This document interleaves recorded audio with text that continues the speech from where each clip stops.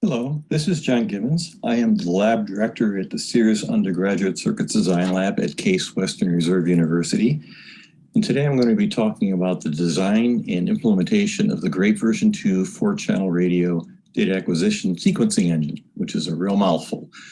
Basically, what this piece of hardware will do is automatically sequence the A to Ds to acquire synchronized data to the 1 PPS signal coming down from the GPS constellation to create and save a data stream for 4 channels of audio coming from the 4 different radios in the Grape version 2. Well, starting out on this, I had to set myself some basic system design requirements that I thought were essential for the successful implementation of this design. First and foremost, the engine must resync itself on every occurrence of the GPS 1 PPS signal. This is fundamental to the design of the data acquisition that we are intending to do, that since we want to be synced to it, we should be able to stay in sync with it, and that was the requirement that I put down. Also, the timing is going to be controlled by the GPS created frequency reference, or the GPS DO on the U-Block's data GPS chip, that's going to be doing the timing for the A to D sequencing such that the timing is right on the money. The sequencing timers and controls need to be programmable, since we are going to be possibly changing the experiment, and I don't want to fix that, so those are programmable. The timers for the data sequencing engine need to auto-reload themselves in every cycle such that they don't have to be serviced. And also the sequence timing cannot be interrupted if on a given A to D cycles, the A to Ds are not read. It'll just skip on, start over, and move on. You just miss the data and won't screw up the data stream. Also, the A to D data is intended to be auto-retrieved by an interrupt service routine, which I'm providing a bit to my programmer, Bob Benedict, to handle that. And the most significant thing is it has to be able to be built with parts we can get in 2022. I've got several design technique options available to me. The most obvious and one that I would normally take would be to instantiate this in a Verilog hardware descriptor language into an FPGA, and I'd probably choose the Max 10 series since I've done a lot of work with it. I could do a little more historical way of doing a counting synchronous state machine where you have a counter that runs through and the states are driven by decode and forcing function logic that determines what the next state is for the counting state machine. You decode the state by decoding the number in the counter and move forward and backwards with that. Or the third way would be with a custom design that uses simple flip-flops and gates. The trade-offs is the FPGA design is the most versatile and easily changed, but you need to be fluent in the Verilog hardware descriptor language and its idiosyncrasies, of which there are many. Requires a Quartus or the equivalent compiler and the debug hardware to be able to debug and instantiate this in an FPGA. And the other problem is the Altera Max 10 only comes in a ball grid array or BGA surface mount package, and which means this cannot be built by hand. It has to be built by an IR reflow machine and using X-ray inspection equipment to see if all the ball grids got soldered. And the other problem is you can't get Altera Max 10 FPGAs right now, which is really biting the Tangerine team hard in the butt right now. So the classic synchronous counters design requires a lot of logic gates and decoding states to force the state transitions and the forcing functions and to figure out where you're going next. It can be built with standard logic parts, but again, it's quite extensive, and most of the parts are available now, and it's not easily changed if the design requirements changed. The third way would be the custom logic design, which you build with simple standard flip-flops and logic chips. It's a custom design, it's more difficult to do, and it's a lot more detail-oriented. The design is specific to the requirements and not easily changed if the requirements change, just like in the previous case.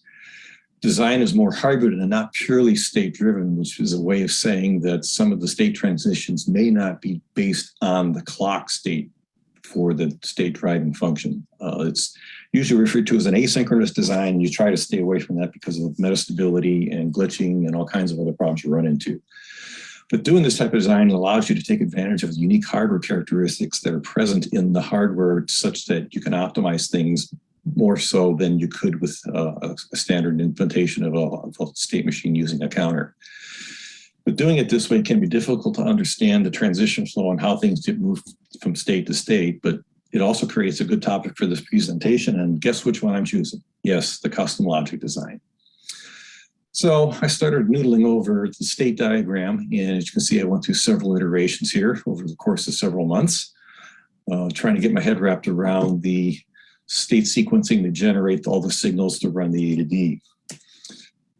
This is an earlier rendition. I'm not going to spend a lot of time on these, but I just want to show you that I was thinking about signal names, forcing functions, and how things interrelate and how the timings go and who forces who, where, and when. Another version.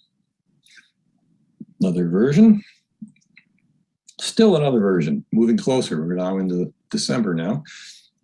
This is where I had a chat with Steve Serwin, and he wanted to be able to mark the 1 PPS events here in hardware, and I figured out a real simple way of doing it. So he was happy that I could do that for him.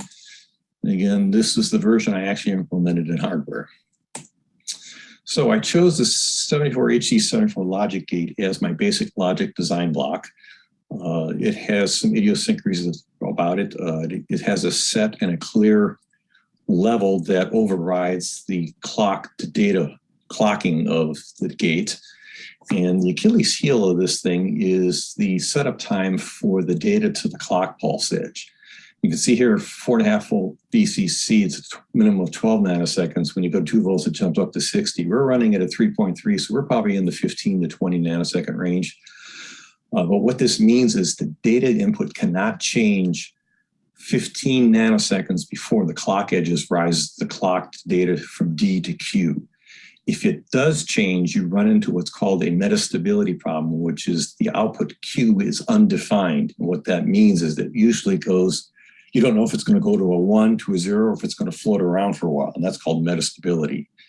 You get into that problem in FPGA designs when you cross clock domains. It's a standard problem, and there are ways to mitigate it.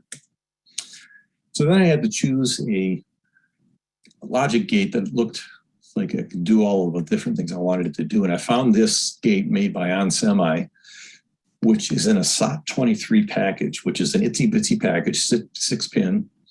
And its logic symbol looks like this. And if you look at it, you go, huh? It is not intuitive how that works. And the only thing I want you to take away from this slide is that the 3 inputs, A, B, and C here, all have hysteresis on them, which I take advantage of. The gates program, depending on how you tie the 4 pins around the gate, pins 2 and 5 are power and ground.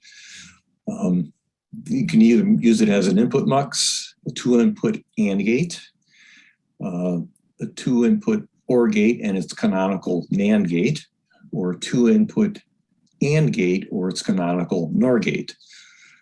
And it also shows up as just a simple OR gate or an inverter or a buffer.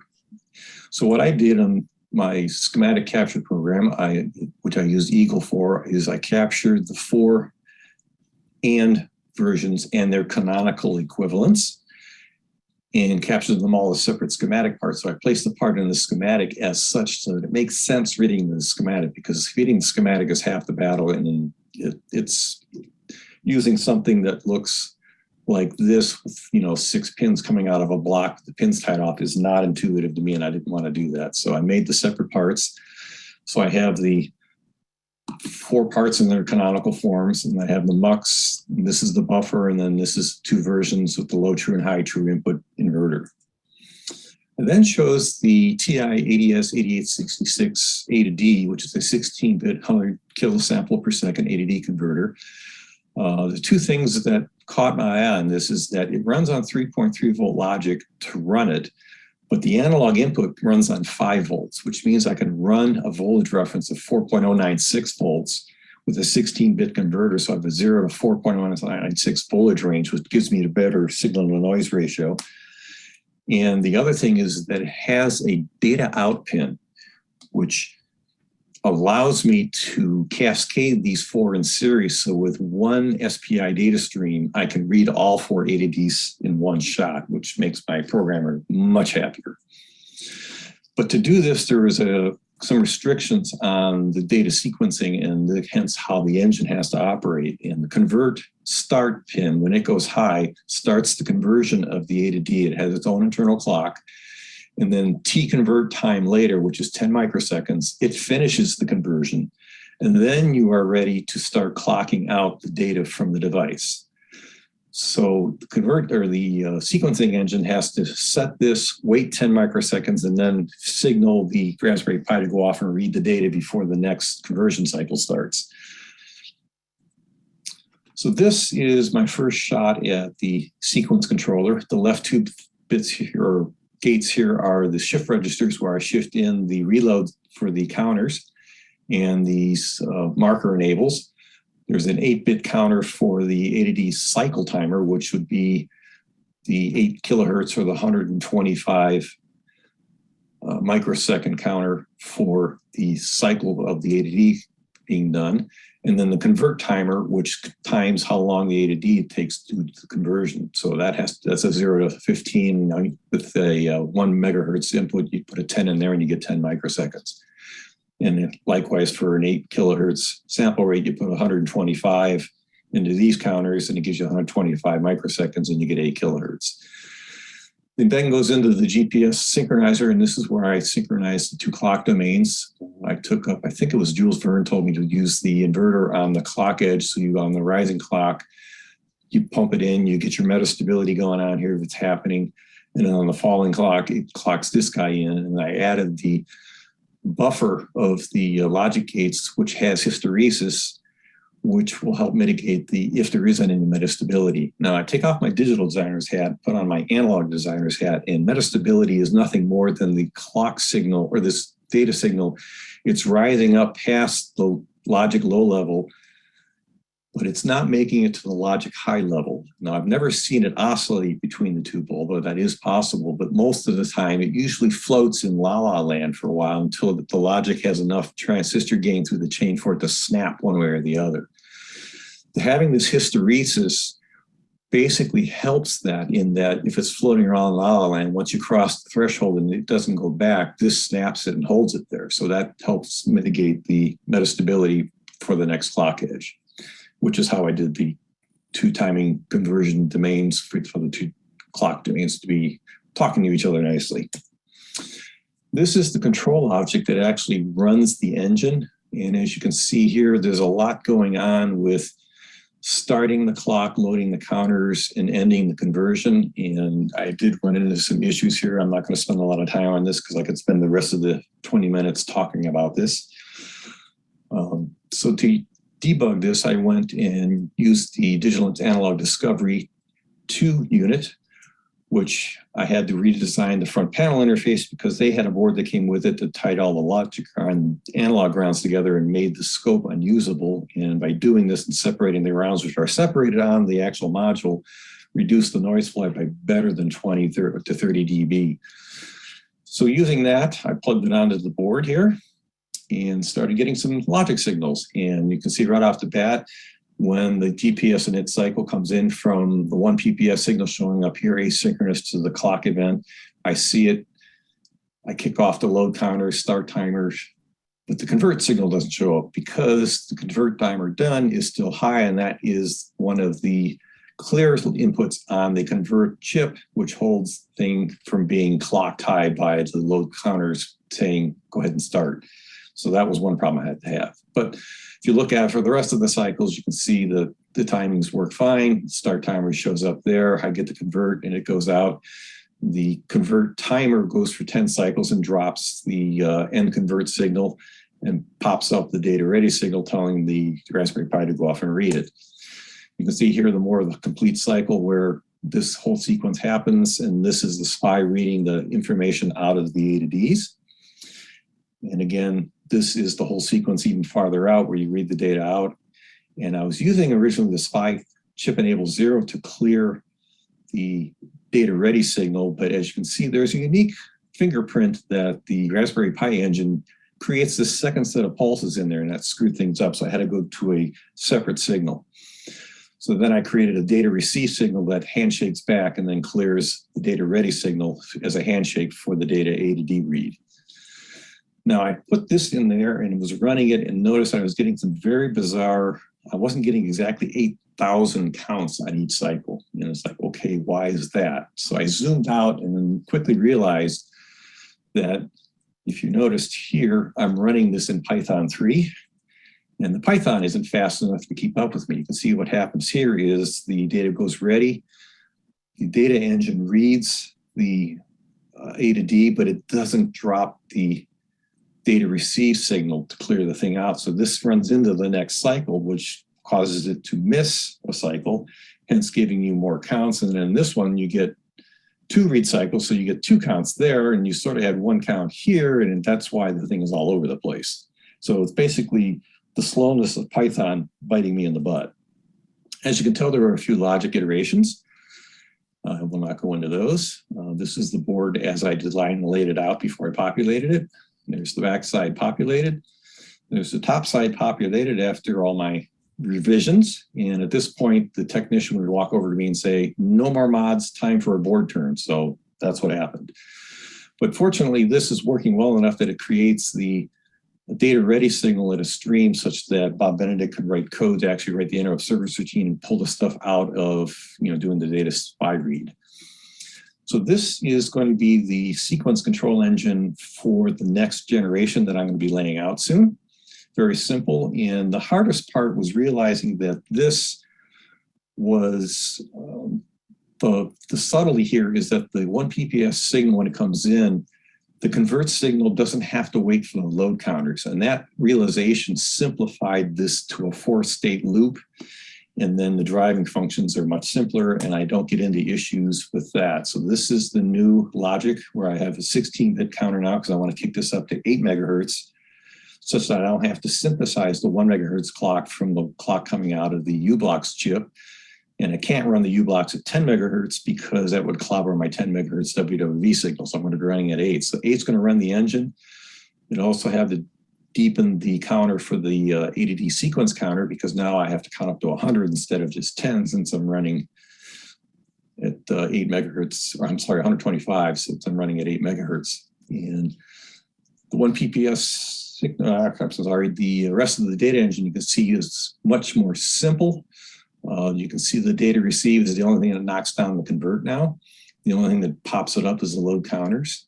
And the convert timer done stops the convert clock.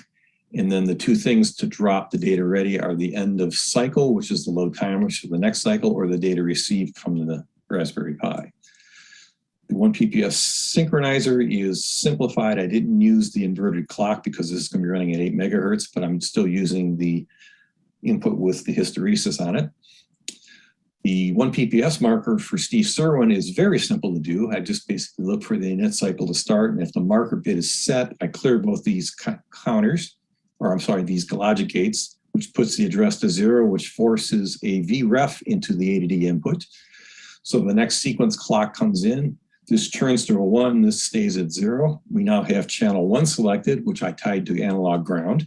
So now the A to D is reading ground for the next conversion. And then the next sequence clock, this becomes 1-1, which selects channel 3, which is the signal, and for the rest of the sequence, it stays there. So the marker is a full scale, 0 scale, and then signal. Now, the sequence control bits, they are somewhat special. I see I'm running out of time, so I will try and finish this up quickly. The channel 4, 1, 2, 3, and 4 marker enables come up on this special register, but then I added these special bits here.